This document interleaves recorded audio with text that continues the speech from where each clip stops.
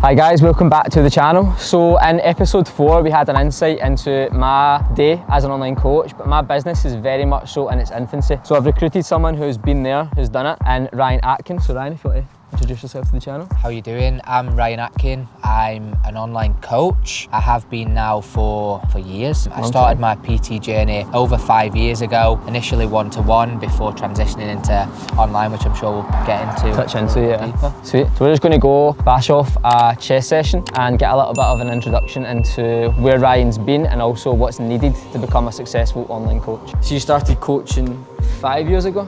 How did that actually come about? How did it start actually getting into the coaching world? Like one-to-one over 5 years ago. It's probably more towards 6 now. For me, I was in a corporate job. I was travelling about the UK to different hospitals as a clinical research associate, and I'd come straight out of uni, gone into that, and it just weren't for me. Like, I knew pretty much straight away. I knew from when I was 19 that I'd wanted to PT. I'd just never done it. My mum was like, finish uni, get all that done. Do the safe option in that. Exactly. So I'd done it, and then I was like, right, I need to go for my passion now. It's now or never. So I managed to get into a studio that were charging like per head per client, which worked out great because I had no clients. What age were you at this point? 28 now. I was 20, what would I have been, 23 or something like that? My age, something like that, yeah. And got into the studio, got a couple, I was training Louise, my partner, and her sister, filming everything. Now, I know a lot of people are against like filming when you're filming your clients and stuff, but for me, that was my only marketing back then, because I didn't have results. So I kept doing it, and then another client came and another one until I built up a big enough base. Then I moved gyms, because that ended up costing me a lot of money in rent, because I was paying per head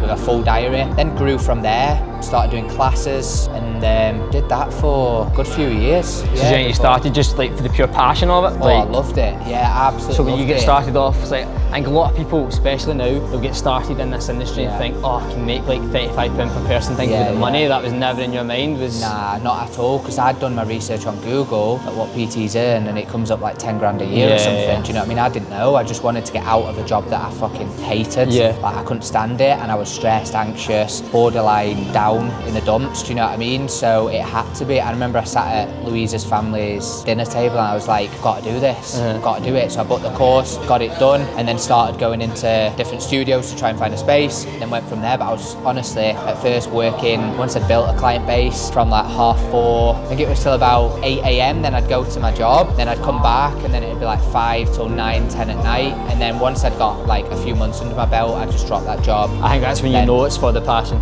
And you know you're not doing it for the money, if that's the case, you know what I mean? Exactly. But it's having that foresight. A lot of people don't have that. A lot of people think, no, this is what I need to do, and they go all into it, whereas you obviously had the foresight to think, no, like, get my knowledge first, get my passion up. And I wanted to make sure it, was like feasible and something I did enjoy, and I knew that I wanted to do it, but eventually that just came, do you know what I mean? You meet loads of different people, you know yourself. It's connections is crazy, you meet, innit? It's amazing. Like, it's a rewarding job. It's hard though, it's tiring, do you know what I mean? Getting up at that time in the morning, messaging people, and going to meet them in the gym when you're cold, not warmed up, tired, maybe you've had a rough night's sleep and you've got to motivate someone. It's not easy. Like, people think PT's become quite popular, I'd say, especially since I started. And for anyone thinking it's going to be easy, I would say it's not, is it? Do you know what I mean? It's not what you think it is when you get started out. It's not like you think it's all glamour and all that, but got you to realise, have the passion for it. If you want to be sustainable with it, you need to actually, like, when money's down, when clients are down, when it's 6 AM starts, 5 AM starts, half 4 starts for you. Half 4, that's when the passion comes in. Exactly. I still remember the two I trained at like 4:30, 5, a mum and a daughter, and it just, you've got to be passionate to get up at that time, do you know what I mean? And then literally know, you're into late, and then you're setting off straight to work. Like, that's not something you'd do if you didn't enjoy it. If you didn't enjoy doing it, if you did it for the money, 100%. What things did you struggle with early on, like when you were a one-to-one coach? What was like some of the things that came up you were like, fuck, like, can I sustain this? When I was one-to-one, it's probably like the time, like the amount of back-to-back sessions I was doing. You know yourself, having had a full diary, like, it's that constant, how many sessions in a row can I do? It did get to a point after probably a year and a half, I was like, right, something's got to give here. So I scaled back and only did I did less hours in the morning, less at night, until eventually I got rid of my evenings and just worked mornings. That's when I started having, I say, a bit more time. I was still working on the one-to-one plans out with their sessions. Then I started doing online. That's the one thing I think I struggled just with you saying that a bit time-wise. And it was like, when I was going with online and one-to-one clients, I would have so much time time tied up with one-to-ones that my online clients went and getting the full service. And then even like when you say about how many sessions can I do back to back, there's probably coaches out there that have loads of clients but maybe take 7 sessions back to back, and it's like how much quality is in that session. That first person, you know, at 6 a.m. was getting an unreal me coaching them, and then the one who comes in at 8 p.m, my last session, when I'm hungry, when I've had 10 clients. So you need to be like, there's only so much I think a coach can do in a day. Like, yeah, I could work 12 back-to-back one-to-ones if I wanted to, but that last person's not going to get the same quality as my first. So like you go through that period of time where you are packed and busy, and it does level you up as a person, but then there needs to be a limit where you go, right, quality, like. But then like when you look at the flip side of that and you say, right, I'll have an hour's break in here. You've got so many clients, you've got an hour's break there, an hour's break there, then it eats into your full day. Before you know it, you're coaching 6 a.m. till like 8 p.m, do you know what I mean? Exactly, The way I'd done it, I remember I was like 6 a.m. till 11, 5 clients in the morning. That was every day, Monday to Friday. Wow, that's a lot. And and then some of them 2 sessions a week though, so they'd maybe come Monday at 6 and Thursday at 6. Still even as like to work that often, that's hard, man. It's fully booked diary, and then I'd have a gap till 4 where I'd train pretty tired. My training weren't that good then because I were knackered. I'd eat, I'd go and update some plans, go on social media, try and market and all that, and then come back in at 4 until 9 for a while. And then it got to a point I was broken, do you know what I mean? And I had to something needs to give at that stage, doesn't it? Something needs to give. Definitely. So like you were talking earlier on about like how much time you had actually spent doing one-to-ones. Like, for me, that was one of the big reasons why I was like, I need to move from one-to-ones and go to online. What was it your like light bulb moment to think, nah, like online's the way I want to grow this and go forward? Like, I could not grow anymore one-to-one. I couldn't help more people because it was like I was had a huge waiting list. I couldn't take anyone on, and well, as I said earlier, I could take more people on, but I'd be working every hour under the sun and sacrificing yourself. Exactly, myself and the quality for my clients, it just weren't fair. So it was like, what do I do here? And that's when online started coming in. As you know, you can help as many people with the right systems, the right team, the right, mindset around online coaching. You can help as many people as you want. And actually, since going online, the amount of results and quality results, it's better. Since then, wow. Do you know what I mean? I think a lot of my one-to-one clients were like scared to go online, and a lot of people think it's harder to get a result online, but we spoke about it downstairs. It's having that full-rounded approach, do you know what I mean? But it's like, it was so liberating having that light bulb moment to say. What time frame was that you went to online? Probably I'd done one-to-one for about probably 2 years or something. So you'd had enough experience? As I said, I did a bit of both for a while.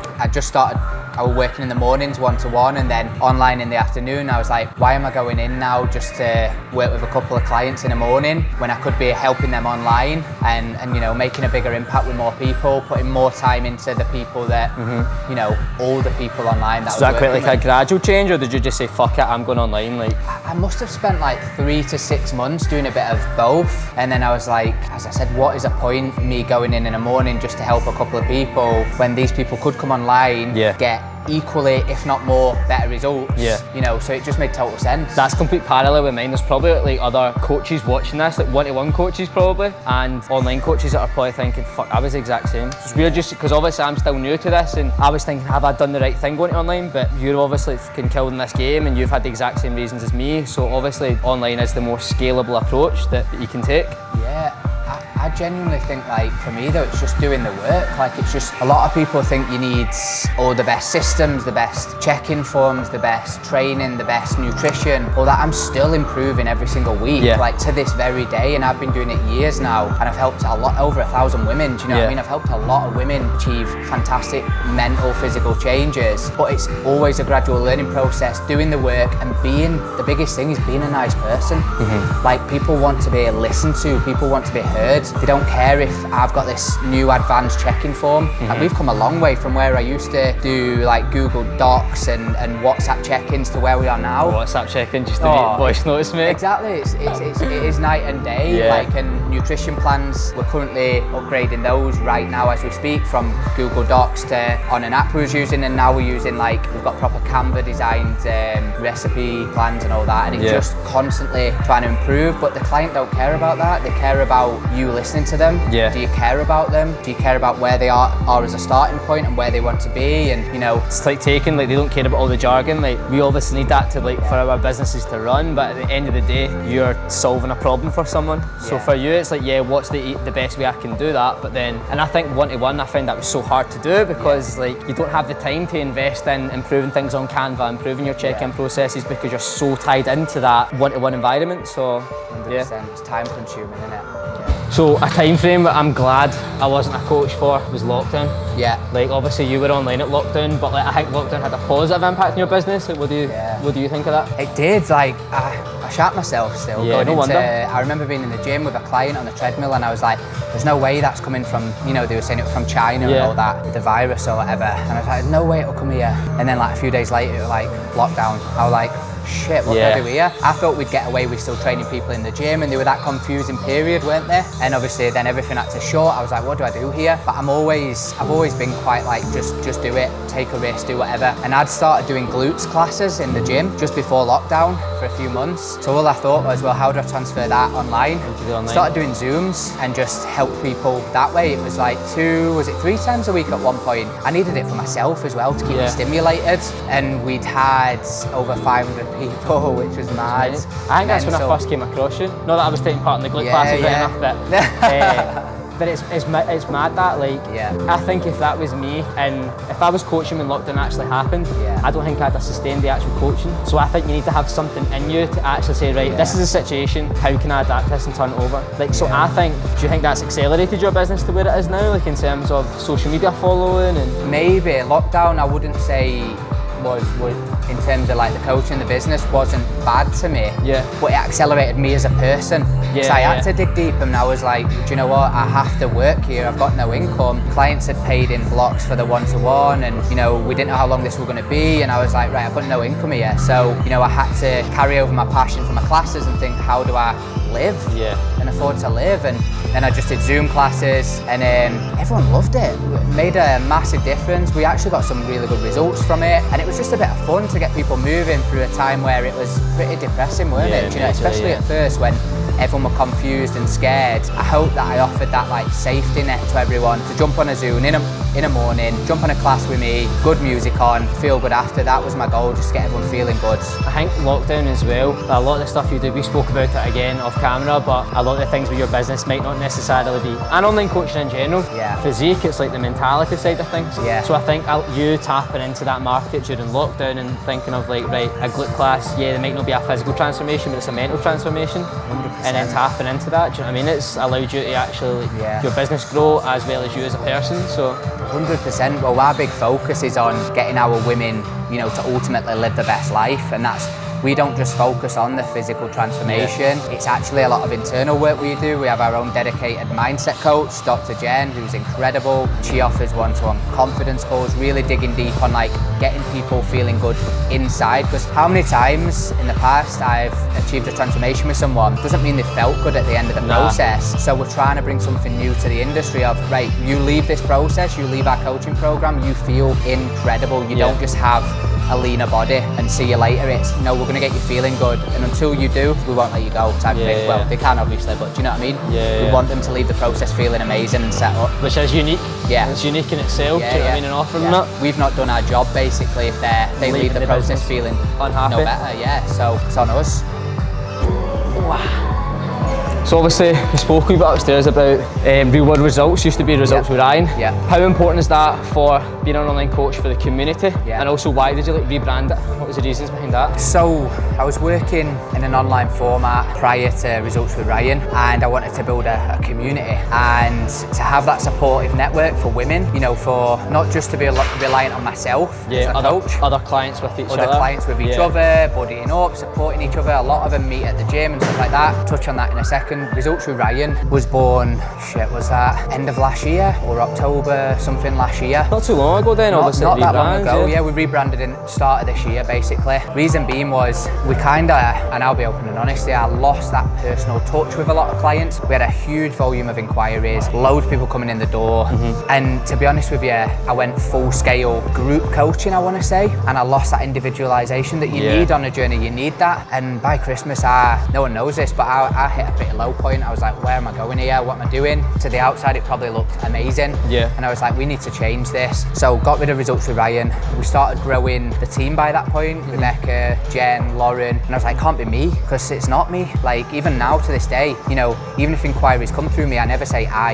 Yeah. It's we. It's very selfless to do that as well. Like 100%. When it's your baby, do you know what I mean? Yeah. Well, it's not me, and I don't want it to be me either, because without them, you know, it wouldn't run the way it runs. So we do an amazing job as a team for our clients, you know what I mean? So we changed it, we kept RWR, we changed it to real world results, and basically went from there. We brought back the individualization, so very, very close and personal from the very kickoff call when a client signed up. You know, this is what you're going to be doing this month, these are the targets to hit, here's how we're going to help you, you're going to have a confidence call with Jen, all these different things that they, you know, that's individualized to them, but then we give them the environment as well, the community, which is carried over from Results with Ryan, because it works. So it's like drawing out the positives from what happened before and how can we improve that, which I think is quite interesting, because as you say, from the outside, like it would have looked like everything was flying. Yeah. And you're so like, you've been in this industry for a long time, you've been coaching with these clients for a long time, yet you're still making changes, yet you're still doing things, still 100%. Learning, still growing, which I think a lot of people can maybe rest on their laurels. Yeah. Which is probably why you're so successful at what you do, because you're not scared to go and change things. 100%. I think if I'd not changed it, I don't know where I would be as a person and a coach either, but it had to be. The team's growing, we're probably going to expand even more in due course, maybe in the new year. It's not just me anymore, like, you know, the team is invaluable. Rebecca's head of training, we've got Jen head of mindset, we've got Lauren head of marketing, we've got a VA, we're probably going to get a head of nutrition, you know, maybe another coach. Like, the team's expanding, it's no longer just me. And our main purpose is to, as I said, give two things. It's individualization to every single client, so they know exactly what they need to do, and the environment, a supportive, safe community for women. There's nothing like that out there in the fitness industry. It can be quite, you know yourself, you know, in an industry that's quite, it is unregulated, you know, women can be quite vulnerable. So we want to give them a safe space along their journey towards getting results. Which is like trailblazing when you think about it. How important was it for you as a driving force to like bring on Rebecca, bring on Jen, and have other people with you? Obviously having Albie, you've got your missus there, and juggling your own training and stuff. How important was that for you as a person? Very important, to be honest, and I've always wanted to grow a team. Could I do absolutely everything? Like, there's 24 hours in a day. I like to think I can do absolutely everything, but as I said before, we one-to-one, you can get to breaking point, do you know what I mean? And they're better than me at stuff, so why not delegate where you know your weaknesses are as well? And you know, Rebecca does an amazing job. She's so supportive of every single client we've got, checking in with them all the time. Jen, she's an expert in her field, over 10 years experience as a psychologist, and that's why I really do believe we're bringing something unique to the industry. It's not just, we will get you a result from A to B, you're going to look great, see you later. It's right, the whole journey, we're going to give you that safe, supportive network of women, purely women. A lot of our clients are mums actually as well, which I'm sure we'll touch on. They get the result, but they also feel good internally as well. And I don't think this is why I think we're bringing something unique. I don't think that's done anywhere else in the industry. I don't think, particularly especially in this country, but I think the position you're putting yourself in now, when people think of female client, mums, what would come to mind? Ryan Atkin. Do you know what I mean? Like, and that's me, a 22-year-old male that knows that. So quite clearly, you're doing the right thing. So I think if there's anyone else that's watching this, that's wanting to make the transition to become an online coach, and particularly if you're thinking about females and stuff, there's no one better than Ryan to learn off of this. So obviously, I'm glad that I could pick his brains, and I'm logging all the things you're saying as well. I'm logging all the things you're saying. Okay, so we just ticked off a good chess session there with Ryan. Ran through his personal journey. It's been really, really insightful as well. A lot of like nuggets of information. So we're now just going to pose some questions to him just about being an online coach in general. So first one we're going to have is, what, if anything, should you have already achieved before becoming an online coach? Well, that's a good question. That you're a nice person and you care about people. That is. So you wouldn't even go down the results, the way of they should have results or X amount of experience. It's more so. Yeah, if I were to dig deeper, like the underlying of, I think, a successful online coach is, are you a nice person? Can you listen to people well? Can you understand their needs? Do you care for them? That beats everything. Yeah, you know, that's the fundamentals that you need to have. 100%. You know, you can have every qualification under the sun. Your clients don't give a shit if you don't listen to them. Do you know what I mean? So yes, results. So once you start getting results, that's, you know, shows you know what you're doing. Yeah. You understand the client. But again, the results comes from listening to the client, so you know what to do for the client and provide them on their journey. Yeah, do you know what I mean? So it always comes back to you just being a good person, listening, being a nice person, and understanding. That is generally I think weighing in on that I talk about online coaching being this holistic approach, and I think there's loads of people out there that have so much knowledge but don't know how to deal with a person. Yeah. So it's actually interesting. I've never even thought about it, but having them fundamental values first before the knowledge will come. Do you know what I mean? 100%. I think I learned a lot of that from my past job as well, travelling to different hospitals, you know, being in different settings and understanding doctors, nurses and all different people from all walks of life. And a lot of people ask me as well, why have you only coached women? Right? And for me, I talked about this on my Instagram not long ago, and I've been brought up around amazing women. My mum, my nan, you know, my partner's incredible. So cut a long story short, I'll not dig too deep into, you know, that side of things with my dad and stuff, but you know, the women in my life have been really important to me, and I think that's the be all and end all that I want to give back. Do you know what I mean? So, and you know, my first client was a woman, and it kind of spiraled from there, and I've just got this undying, you know, passion to coach women, but more specifically mums.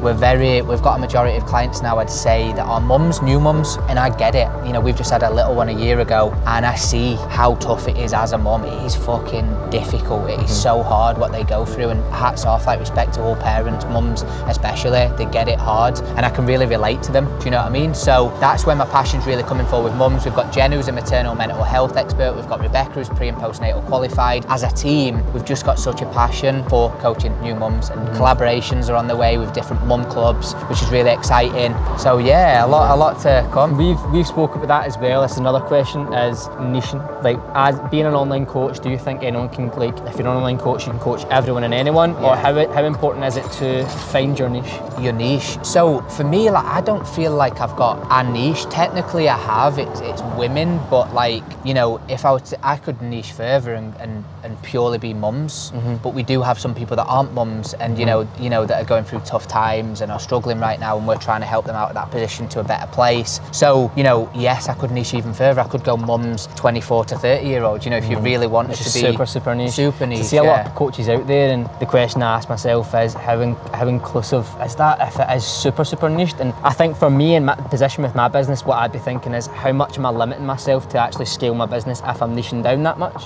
Yeah. But on the flip side of that, a lot of people say, like, that is the way to scale your business, is to be that one specific field. I think so. I think if you are that niche, you are the expert and go-to. Do you know what I mean? If you're, you know, mums 24 to 30 year olds who've, you know, got 2 kids, for example, like, that's really niche. You've got to have 2 kids. You know what I mean? You've got to be between 24 and 30. One cold or something like that. You're going to be the go-to, aren't you? Yeah, like to the 24 to 30 year old mum who's got 2 kids, you would be the go-to. So it depends how far you want to go. I'm not willing to go that far. Yeah. Obviously I've trained women for years now only, and as I said, my reasons for that, and we are very much pushing towards mums, but we're not fully niching into purely mums. But it's exciting. I'm passionate about it. The team's passionate about it. It's exciting. We understand their struggles. I know what they're going through. We give them that compassion they need, and yeah, we're helping a lot of them. Another thing that I've noticed, obviously I'm in the infancy, but when I had one-to-ones, I was in my routine and being out the house, and one thing that I'm adapting to is having this routine, giving myself work blocks and giving myself, right, during the hours of 1 to 3, I'm only doing that. How important is it, do you think, being an online coach, to find a routine? Massively, like massively. If you know, going from having to be somewhere at a set time to meet someone one-to-one to going online, where you don't have to be anywhere, or you could get lazy. There's so much scope to be lazy. Like, there's so much scope, and like, I've at the early on stages found that, like in the infancy, like, I maybe found myself slacking a wee bit. So now I use Google Calendar for everything, so it's like, it's important obviously then to have that routine to actually build something successful, do you think? Yeah, massively, and Google Calendar's my go-to as well. So it's having, you know, structures in place. When are you going to contact clients? When can they contact you? Do you need to put cut-off times? You know, I've got a family. So do I really want to be saying to my clients, you know, contact me on a Saturday and Sunday when I'm out having a laugh with my boy? I think they'll respect me more that I set that boundary, that rather than saying 24/7 contact me. I'm not 24/7. I hate that saying, because it's impossible. No, how shit a coach would you be if you were 24/7? You'd be knackered. So, you know, you've got to look at both spectrum, but being organised with your time. You know, mine's so colour coordinated. This is where I need to be. I work on the business generally in the morning. I do client calls in the afternoon. We have best live consultations, which is new clients basically starting in the afternoon on a Tuesday, Wednesday, Thursday. So very structured with when I do what I do. Going, obviously the fact that you've been in this industry for a long time now, you've been established as an online coach. Looking back and reflecting, we touched on it just there, the fact that you're always learning, but what would you say in the early stages of becoming an online coach? Was like 3 main mistakes that you think you made? Oh, that is a good question. 3 main mistakes that I made as a online coach in the early days. Right, this is a big one, right? So firstly, I would say I care a lot about my clients, like intensely, to the point where sometimes, you know, our clients will know this, sometimes too much, to the point where I'm like, am I being a bit annoying? Do you know what I mean? Not annoying, but being a bit like, okay, I've messaged them Monday, they've got the check-in Friday, I've messaged them Wednesday. Is that too much? Maybe for some people. I think what I'm trying to say here is I give a lot, and you know, not every client's fully invested. Not every client's going to be fully invested, and you give your absolute everything to someone and they don't reciprocate it, and you feel a bit like, what was that all for? Do you know what I mean? You've tried your best, you've given them, you know, made it complement the life, but people have their own lives and busyness and kids and everything going on, and you know, you're not always a priority in their life, and that's just how it is. So I think learning to accept that as much as you give people everything, they can't always give you everything back. I think that's one thing that I've maybe struggled with now going to online. I do have more time to invest in each and individual client, and it's at times I've asked myself, do I care too much? Like if they've got a check-in on a Tuesday and I only hear from them on a Tuesday, it'll get to a Friday and I'll be like, why hasn't such and such messaged me just now? Do you know what I mean? And I think it is difficult to accept that, because I think what I find, and you might have thought this as well when you first started, is caring too much to the point where if I don't message them that time, I'm thinking I'm not doing enough, and I criticise myself as a coach. Massive. I'm thinking, am I giving them, they're paying me X amount, am I giving them enough? When in reality they don't think like that. 100%. Fucking hell, man. Jesus. Fuck's sake.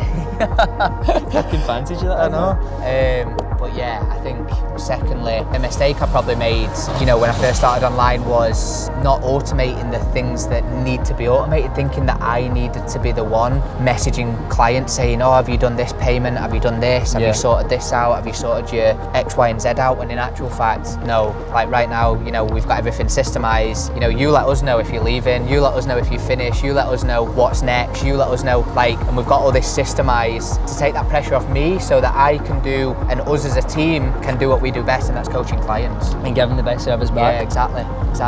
So just rounding off, what would be one piece of advice, even to me at the fact I'm still in my infancy, what would be one piece of advice you would give to me to build a successful online business? In a nutshell, do the work, right? And I don't mean work yourself to the point where you've got nothing left, but do the work, and how you'll do better quality work with clients and on your business as well as in the business with clients is by setting those boundaries, those cut-off times.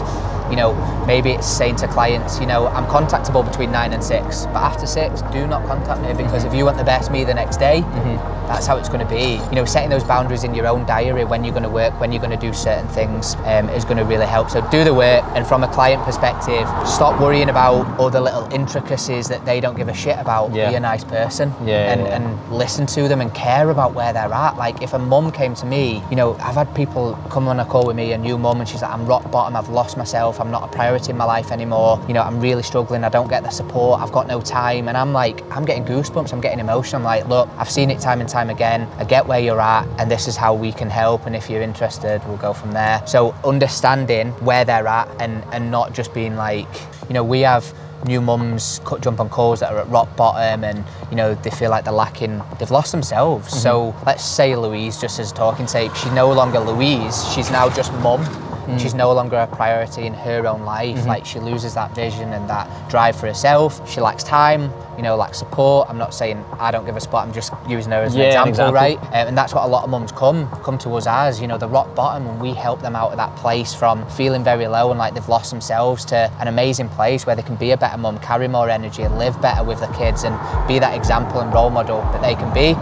Yeah, it's understanding where the client is, and we just bridge the gap from understanding to where they want to go, and supporting them, as I said earlier, providing them the right environment and the individualization to that person to get them where they want to be, the best life. As best an insight as you can give to the channel, obviously you've probably got some things up your sleeves, but with your business just now, what plans do you have to scale it, to grow it, to improve on what you've already done so far? Letting you in on all our secrets. So you don't give me too much of it. First, like what we're currently improving on is our nutrition plans. We're making them really visually aesthetic and nice to look at, and we're actually about halfway done with that now. So that's what we're currently working on behind the scenes on the business, is improving all the nutrition plans for clients so they look really nice and they've got loads of recipes in, which we've always had, but visually I just wasn't that happy with them.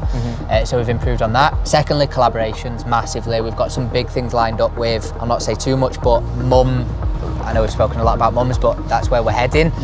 Mum societies and clubs and stuff like that we're collaborating with, which is really exciting. So we're going to be, you'll see a lot of that in due course. And thirdly, it's weird because as a whole, like we're doing lots of different things, meeting up. We've got Christmas party, we've got the 10K, the Great Scottish Run. We do a lot together as a community. One thing we're going to improve on, I think, is bringing all the client like systems, I want to call it, into one place. Potentially looking at an app. An app as well. Potentially, class. So. I think so many people would rest on their laurels. So many people are resting on their laurels. So hopefully that has given a really good insight. There's been so many nuggets of information from Ryan in terms of how to be a successful online coach. I think one thing that I want to make clear to the channel is that Ryan's been doing this so long and he's still trying to find ways to improve in his service. So I think for me as an online coach in my infancy, what this has definitely shown is that I can never rest on my laurels. Like, you always need to be striving to improve, putting yourself out your comfort zone. And I think Ryan's obviously shown that, the fact what he's already done and what he's continuing to do. So thank you very much, mate. It's been an absolute pleasure. Yeah. Make sure you like this video, subscribe to the channel and turn on them bells.